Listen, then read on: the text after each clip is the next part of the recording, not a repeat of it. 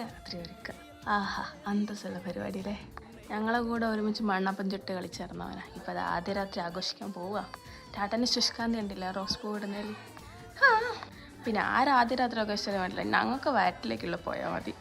ചൂടുള്ള പാല് ഗ്ലാസ്സിലേക്ക് വയ്ക്കുന്നുണ്ടപ്പോൾ ഒരു കാര്യം ഓർത്തെ, ഞങ്ങൾ കുടിച്ചില്ലല്ലോ. അങ്ങനെ ഞങ്ങളും കുടിച്ചു. ഞങ്ങൾ കുടിച്ചിട്ട് മതി ബാക്കിയുള്ളവർ. മണിയേരെ ഉറക്കെ സാധനങ്ങളില്ലാത്തതിനെ കൊണ്ട് ഓരോ ബൊക്കയിലുള്ള സാധനങ്ങൾ കൊണ്ട് തന്നെയാണ് റൂം ആർഭാടാക്കി.